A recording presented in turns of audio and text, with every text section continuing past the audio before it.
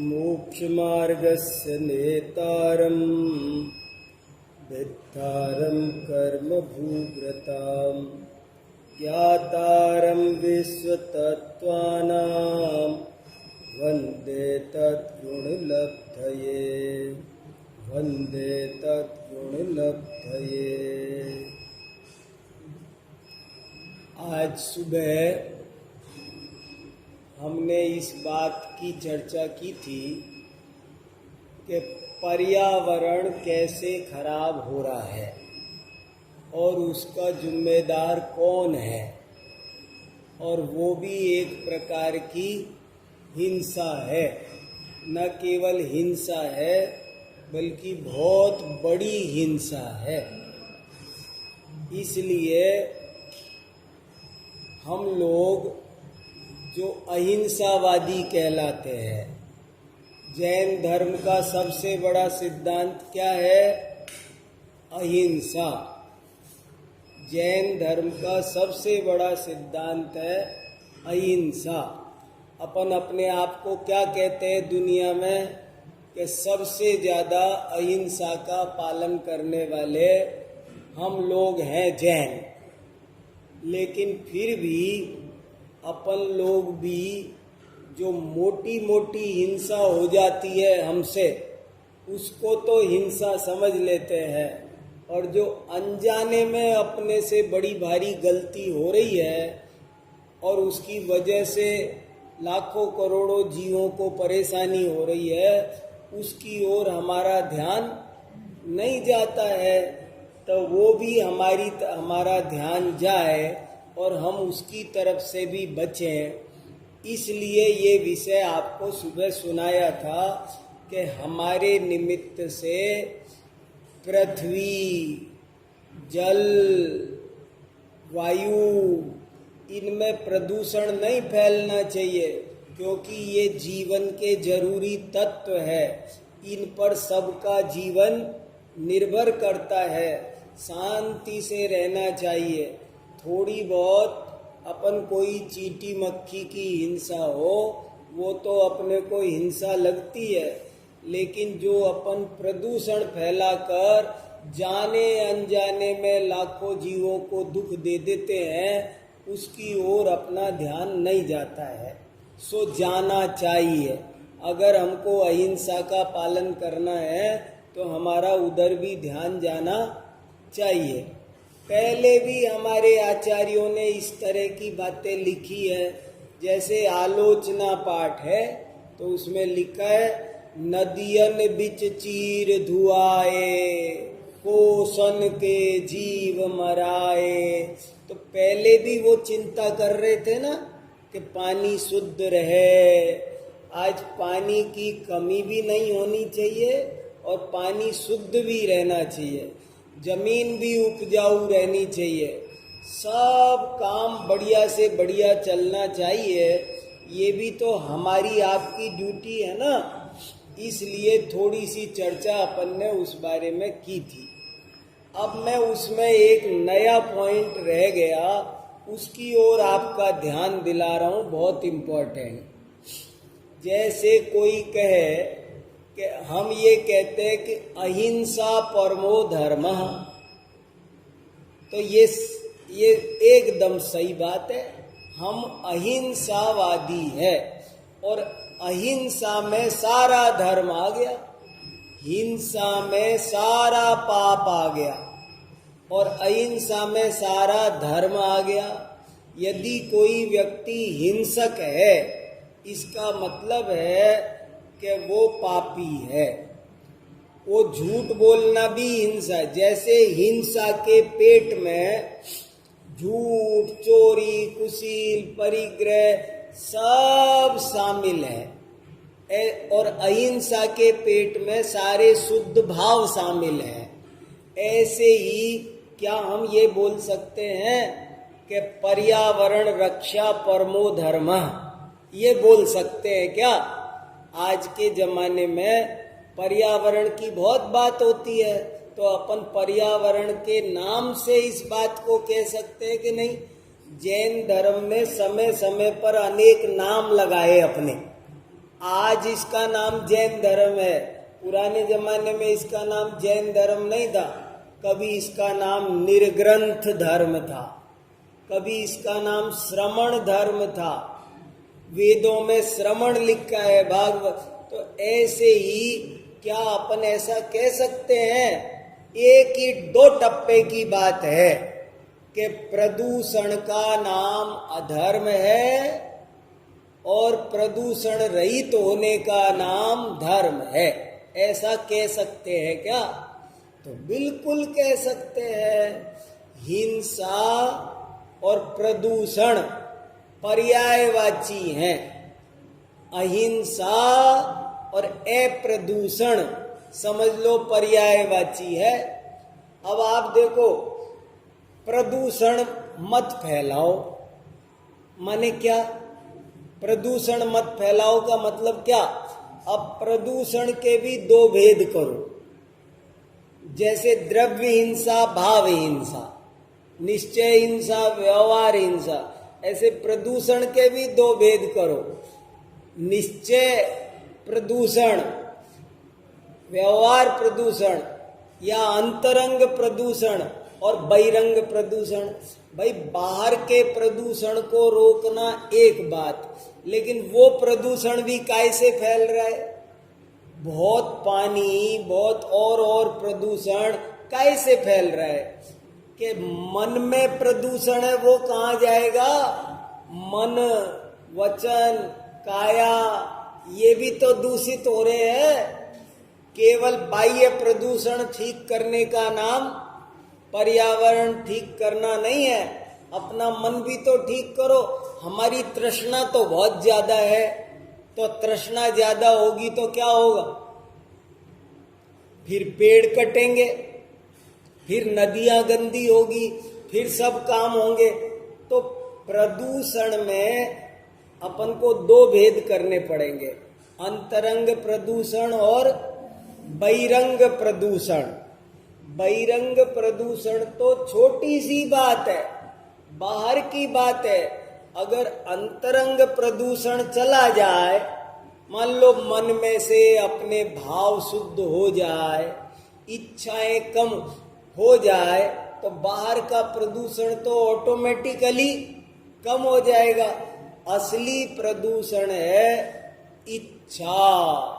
हमको जो ये इच्छा भड़क रही है ना, इच्छा की आग अंदर में, ये मिले वो मिले, इसकी वजह से अपन जंगल काट रहे, इसकी वजह से सब गलत काम कर रहे हैं और उससे प्रदूषण बहुत फैल रहा है। तो इसलिए अगर आप आज के जमाने में देखो, मैं ये कहना चाह रहा हूं कि आज की जो नई पीढ़ी है, मान लो आपको कहीं पर अच्छी किसी ऑडिटोरियम में भाषण देना है और आप कहो कि मैं आपको धर्म सिखाऊंगा, तो नए बच्चे कहेंगे हमको नहीं सीखना धर्म। लेकिन आप ये कहोगे आज मैं आपको देश की नहीं विश्व की एक बड़ी समस्या से अवगत कराना चाहता हूँ और उससे बचाना चाहता हूँ, पर्यावरण एक बड़ी समस्या है, और ऐसे ऐसे आप बताओगे कि वो फेसबुक के मालिक ने भी अपना 90% दान पर्यावरण को बचाने के लिए दे दिया, जकरबर्ग भी कर रहा है और सब कर रहे हैं और विश्व स्वास्थ्य संगठन भी कर रहा है, तो वो सब ध्यान। अच्छा, पर्यावरण अच्छा रखने की बात कह रहे हो तो सब सुनेंगे। बहुत से लोग आजकल नए बच्चे धर्म की बात नहीं सुनते, अरे ये धर्म ने बहुत दुनिया में लड़ाई झगड़े कर रखे हैं, लेकिन पर्यावरण ठीक करने की बात हाँ सुनेंगे। और फिर उनको आप बताओ कि ये जो बाह्य पर्यावरण है वो भी इसलिए गड़बड़ हो रहा है क्योंकि आपके अंतरंग का पर्यावरण गड़बड़ है। और अंतरंग पर्यावरण क्या है तो आप बताओ कि क्रोध, मान, माया, लोभ, हास्य, रति, अरति, मिथ्या दर्शन सबसे बड़ा प्रदूषण है। अंदर में जब तक मिथ्यात्व का प्रदूषण है तब तक सब प्रॉब्लम खड़ी होती जाएगी। जड़ खराब है तो कितना ही कुछ करो, कितनी प्रदूषण खराब होगा। इसलिए ये बहुत जरूरी है कि मिथ्यात्व को दूर करो। और अब आप अपने ट्रैक पे आ जाओगे। अब आप प्रदूषण की बात करते करते, पर्यावरण की बात करते करते आप ट्रैक पे आ गए। अब आपको मिल गया मौका कि भाई देखो, बाकी सब तो सिम्टम्स है, असली बीमारी तो लीवर में है। हमारे अंदर मिथ्या दर्शन का सबसे बड़ा प्रदूषण है।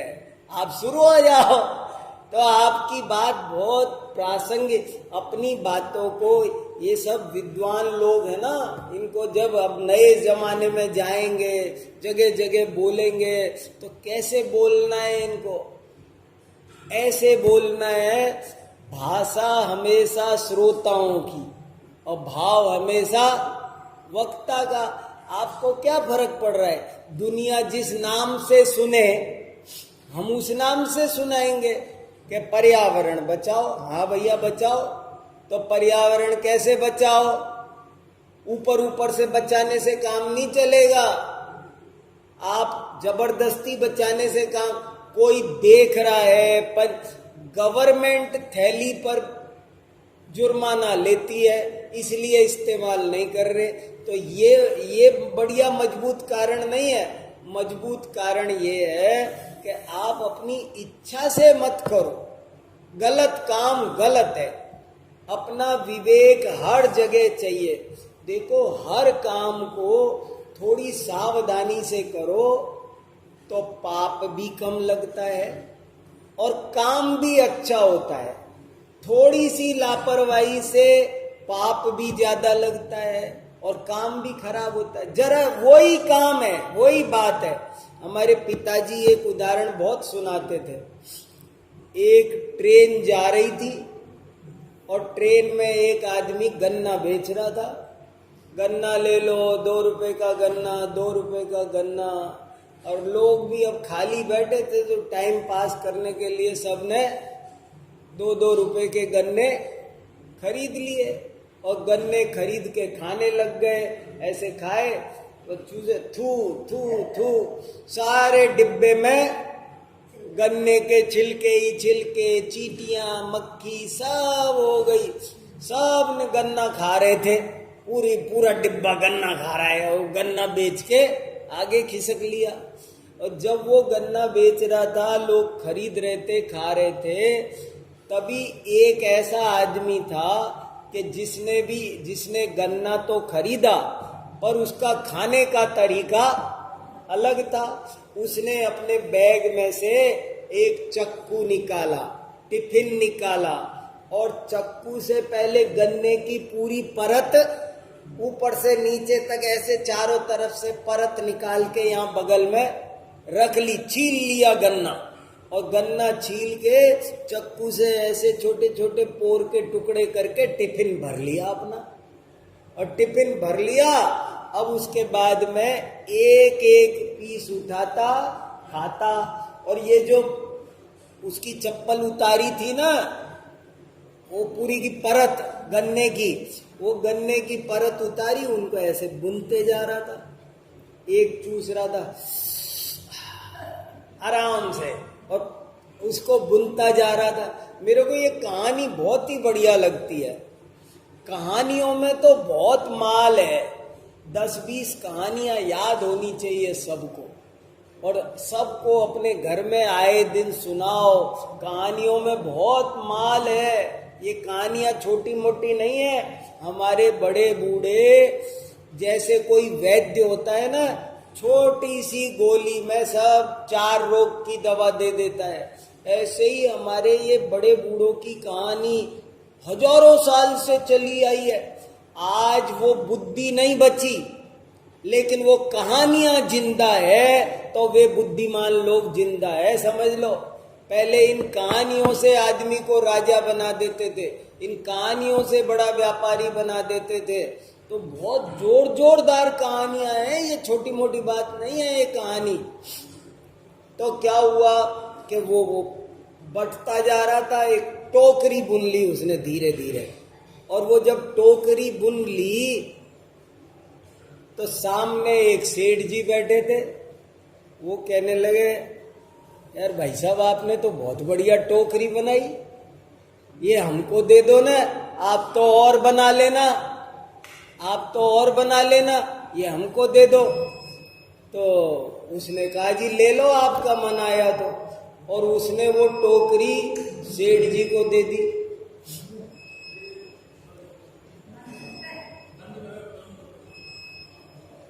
और जब वो सेठ जी को दे दी टोकरी,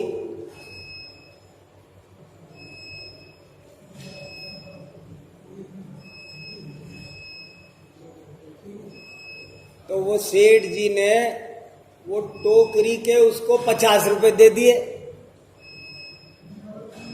अब देखो, अब सोचो, अब देखो, जो सोचा तिन पाइया, जो सोचेगा उसको माल मिलेगा और नहीं सोचने वाले को माल नहीं मिलेगा।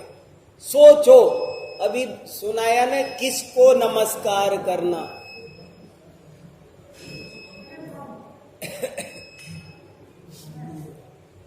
लोगों को जरा सा भी विवेक नहीं है कि अपन कहाँ किसको नमस्कार कर रहे हैं। लोग भांग धतूरा खा रहे हैं और व्यसनों में डूबे हैं, और जरा सा कोई देखा कि भाई, और लो जी उनके पैर छू रहे। अरे भाई किसके पैर छू रहे हो? ये साधु नहीं है।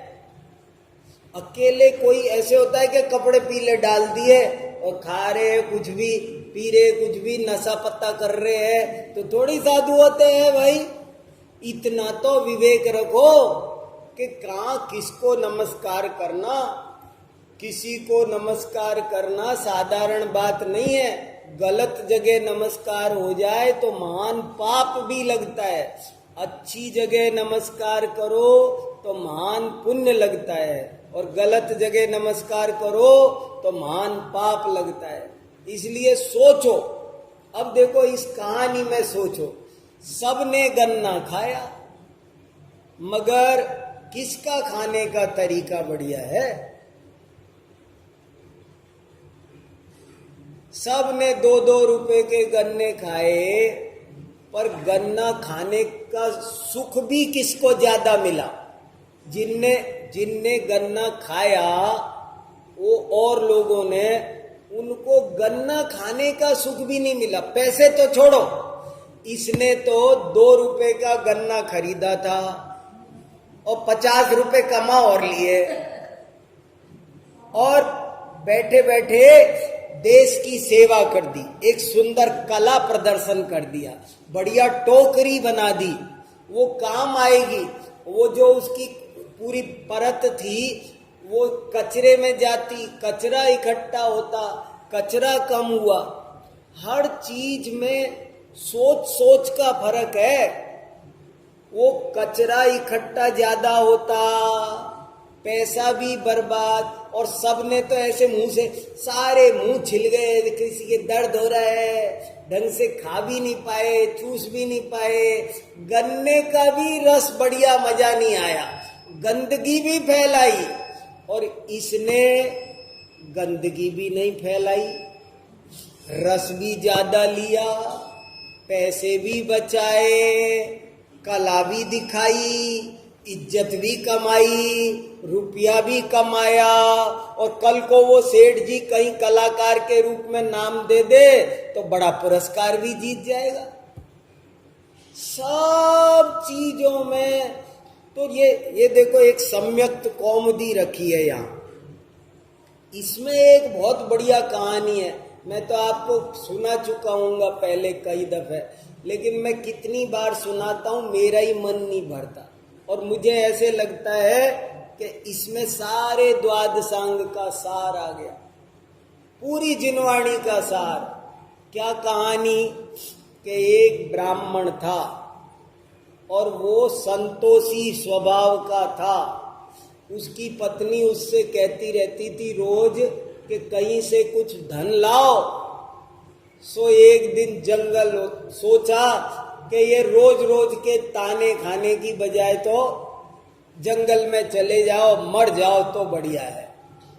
और वो जंगल में चला गया मरने के लिए, तो वहां पर एक शेर भी मिल गया और शेर उस पे झपटा, और झपटा तो इतने में ही पास में पेड़ पे एक हंस पक्षी बैठा था। ये याद रखो, ये कहानी सुनाओ दूसरों को, एक आधा को बताओ कहानी।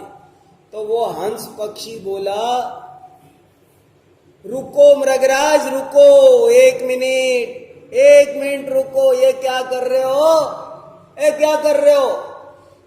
अरे जाने कितने जन्मों के पुण्य फलीभूत होते हैं, तब ब्राह्मण देवता के दर्शन होते हैं। ये ब्राह्मण देवता है, इनको मत मारो, ब्रह्म हत्या हो जाएगी, नरकों में जाना पड़ेगा, ब्रह्म हत्या करोगे तुम ये। अरे भूख भी लग रही है तो जंगल में कोई जानवरों की कमी है क्या जो इसको मार रहे हो? इसको मत मारो, देखो मेरी सलाह मानो तो अर्घ चढ़ा के आशीर्वाद लो, तुम पशु योनि से तिर जाओगे। शेर ने सोचा, बात तो ये बिल्कुल सही कह रहा है भाई। उसके समझ में आ गई कि भूख लग रही है तो बहुत जानवर है, फलाना ठिकाना सब समझ में आ गई। सो उसने कहीं पे गजमोती छुपा के रखे थे, सो गजमोती को निकाला पंजे से खुरच के और ब्राह्मण देवता के चढ़ा दिए और ढोक दे दी। और ब्राह्मण देवता भी वो गजमोती देख करके खुश हो गया और खुश होके आशीर्वाद दे दिया। और वो आशीर्वाद जैसे ही मिला तो थोड़ी देर में गजमोती पाके सोचा, घर चलते हैं। देखो जिस घर से भट्टी से निकल के आया था वही भट्टी फिर चला गया वहीं। और वहां गया तो अच्छे नए नए कपड़े आ गए, मकान की पुताई हो गई, हलवा पूड़ी खीर बनने लग गए। पर अब कितने दिन बनते? वो कमाता तो खुद तो था नहीं, तो सारे गजमोती धीरे धीरे थोड़े दिन में खर्च हो गए, खत्म हो गए। तो वो पत्नी बोली उसकी, और लेके आओ ना, फिर से लेके आओ।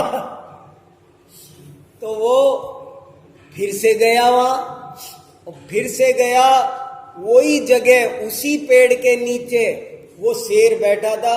और शेर ने दूर से देख भी लिया तो दूर से ही खड़ा हो गया हाथ जोड़ के, पधारो पधारो हे प्रातः स्मरणीय ब्राह्मण देवता, पधारो।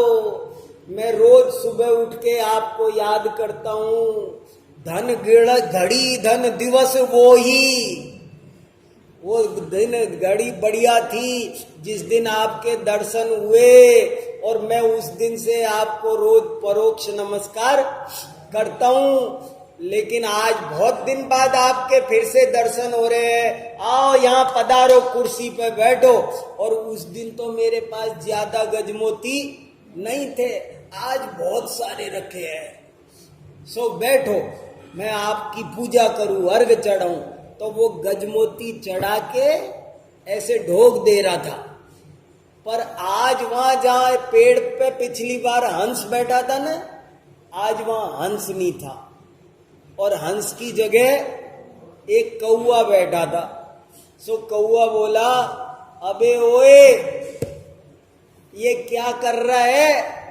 देखो हंस तो क्या बोला था, हे मृगराज, और कौआ क्या बोला, अबे ओए। जो जैसा होता है उसकी भाषा वैसी, अच्छे लोगों की अच्छी भाषा। अच्छे लोग कभी भी खराब शब्द नहीं बोलते, उनकी भाषा अच्छी होती है। और बुरे लोगों की भाषा गंदी। कभी भी अपनी भाषा गंदी मत करो, हमारी जबान गंदी नहीं होनी चाहिए कभी भी।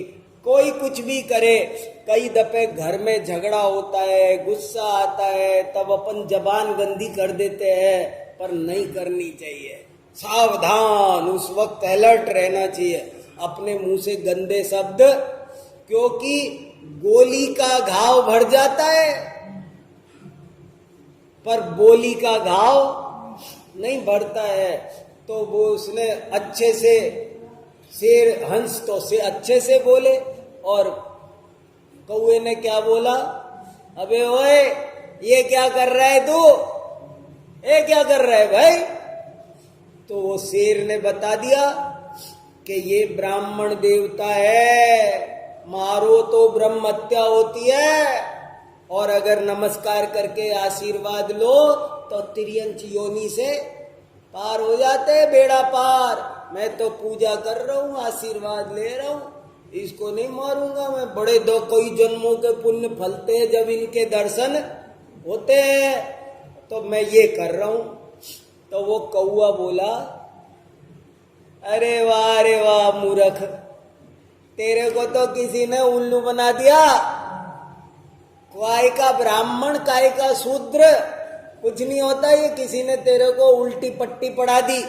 सब एक ही हड्डी चमड़ी खून मांस सब के एक सा होता है, कुछ नहीं होता ये ब्राह्मण और ये वो शूद्र।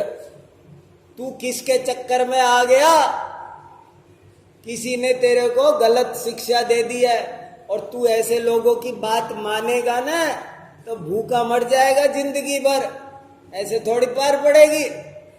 कुछ नहीं होता ब्राह्मण ब्राह्मण, देख मेरा कहना माने ना तो कर काम तमाम,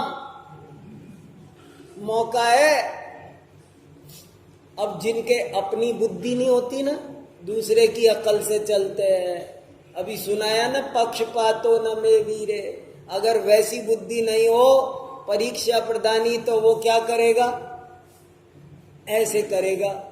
तो उसने समझ में अपनी जैसी समझ उसने उस ब्राह्मण को, बताओ जिसको अभी 1 मिनट पहले कह रहा था प्रातः स्मरणीय देवता, उसको फाड़ के मार डाला।